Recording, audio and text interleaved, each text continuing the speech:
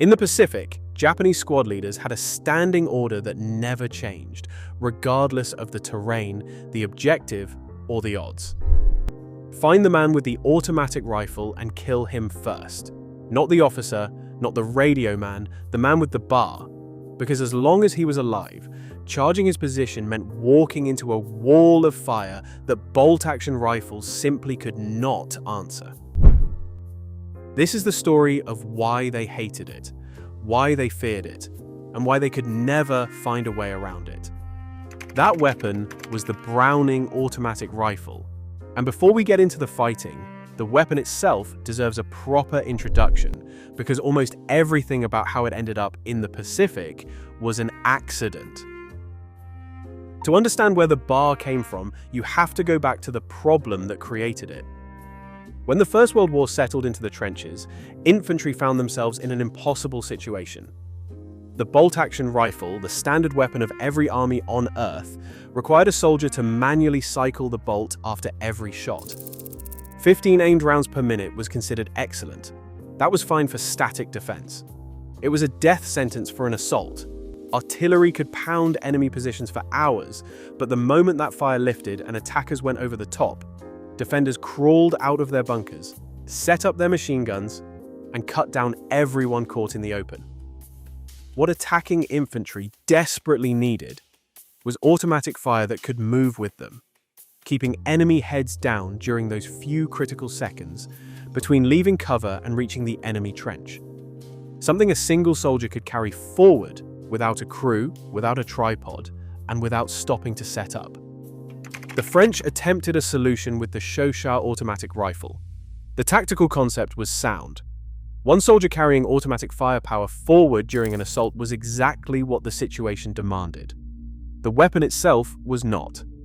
It was unreliable, awkward, and American troops who received versions rechambered for the 30-06 cartridge had constant problems with it.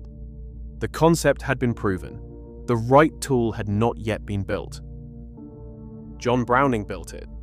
The most accomplished firearms designer in American history took the problem seriously and produced something that had never existed before. The Browning automatic rifle, chambered in 30-06, weighed around 16 pounds and fed from a 20-round box magazine. The Army developed an entire doctrine around it called walking fire. Soldiers equipped with BARs would advance toward enemy positions while firing, primarily from the hip, keeping enough rounds going downrange to force every defender to stay low while the assault line closed the distance. Browning designed the weapon's controls specifically around this concept. The fire selector was intentionally stiff, requiring real effort to move. So a soldier under stress couldn't accidentally flip to safe at the worst possible moment.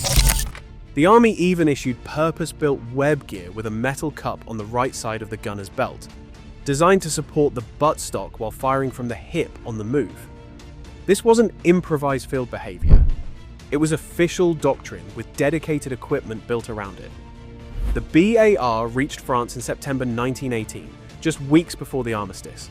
General Pershing had held it back deliberately, worried that deploying it in small numbers would let the Germans capture examples and reverse engineer the design. He wanted to field it all at once, equipping entire divisions simultaneously for the expected 1919 spring offensives. The war ended before that happened. The BAR went into storage without ever proving itself at scale. A weapon built for a specific problem that disappeared before the solution could be tested. What happened next was not what anyone planned. 50,000 BARs sitting in National Guard armories became targets for criminals. Clyde Barrow made the bar his signature weapon, preferring it over the Thompson submachine gun because the 30-06 cartridge could punch through the body panels of 1930s automobiles, something the Thompson's .45 caliber rounds could not reliably do. In 1933, Clyde and his brother broke into an Oklahoma armory and stole 5 bars along with thousands of rounds of ammunition, cutting down the barrels and stocks to make them more compact. When Bonnie and Clyde were finally ambushed in 1934, their car contained 3 fully automatic BRs and 100 loaded magazines. These incidents led directly to the National Firearms Act of 1934, which imposed a $200 tax on automatic weapons, enough in that era to put them out of reach for most people. By the late 1930s, with another war approaching, the Army updated the design. They eliminated semi-automatic fire entirely and replaced it with two automatic settings: a slow rate using a hydraulic buffer and a faster rate without it. They added a bipod, a flash suppressor, and a hinged butt plate. The weight grew from 16 pounds to nearly 20. What the Army was trying to do was turn the BAR into a light machine gun. What they never fixed was the one thing that separated it from true light machine guns, like the British Bren or the German MG42. The BR's barrel could not be quickly swapped when it overheated. The Belgian manufacturer FN actually offered the Army a quick change barrel design in 1938 and 1939. The Army declined because it would not fit existing receivers. That decision meant American soldiers would fight the entire next war with a weapon that could not sustain fire the way a true machine gun could. Every man who carried one into sustained combat eventually found out exactly what that meant.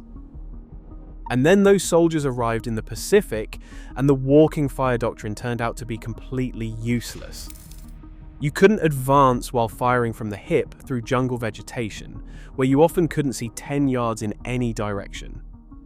Japanese positions were dug into caves and fortified bunkers that soldiers didn't spot until they were right on top of them.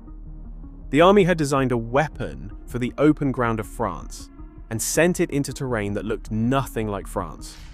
Soldiers stripped off the bipods and flash suppressors almost immediately to get the weight back down, and used the bar, the Browning automatic rifle, the way Browning had originally intended, as a mobile automatic weapon operated by one man.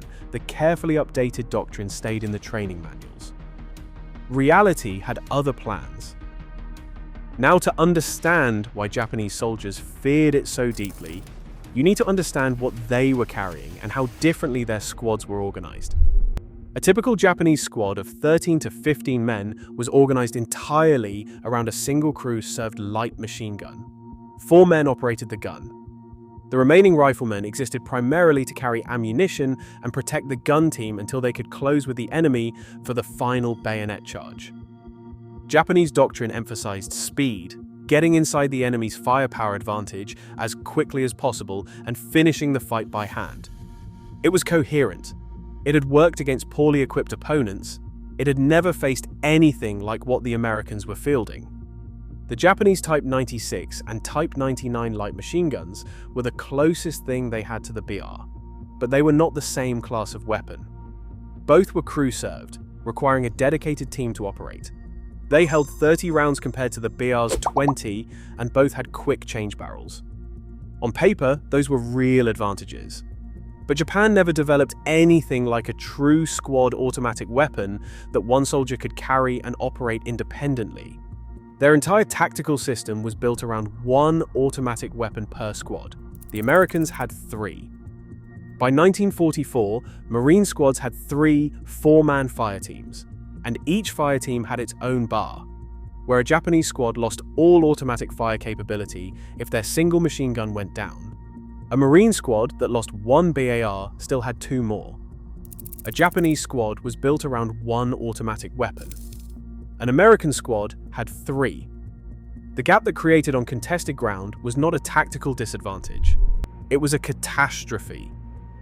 Captured Japanese documents acknowledged that American divisions possessed 5 to 6 times the firepower of Japanese divisions. Their response was to emphasize surprise and night operations, closing distance before that firepower could be brought to bear. But getting inside that perimeter meant crossing ground covered by men with BARs, and that crossing was where Japanese infantry doctrine came apart every single time. What happened at Tenaru River on Guadalcanal in August 1942 demonstrated this in the starkest possible terms. Around 900 Japanese soldiers charged a sandbar position where Marines had established interlocking fields of fire, bars complementing heavier machine guns across every approach. By morning, roughly 800 Japanese soldiers were dead, against 44 Marines killed.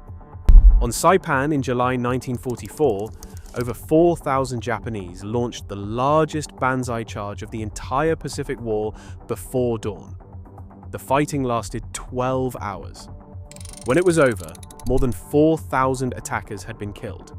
Japanese commanders drew the only conclusion available. General Kuribayashi on Iwo Jima explicitly prohibited banzai charges before the battle began, calling them a waste of manpower. It was a complete rejection of the doctrine Japanese infantry had built its identity around, forced by what happened every time massed soldiers tried to cross ground, covered by automatic weapons fire. The post-war analysis put a number on what BAR gunners already knew. The average combat lifespan of a bar gunner, once shooting started, was estimated at roughly 30 minutes.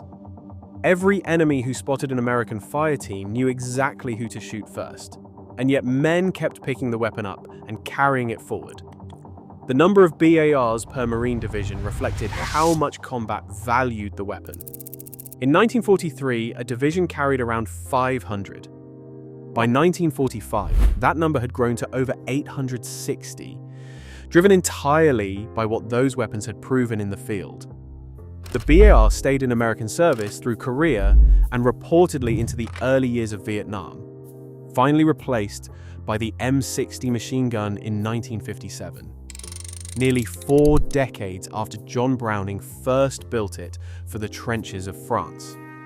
He designed it for one war, arrived too late to prove itself in that war, spent the intervening years in armories and criminal hands, got redesigned for a role it was never quite suited for, and then found its purpose in terrain nobody had planned for against an enemy Browning never imagined. The Japanese did not fear the BAR because it was unfamiliar. They feared it because every Marine squad had 3 of them. They worked every time, and there was no doctrine in their arsenal that could answer what happened when American fire teams used them together.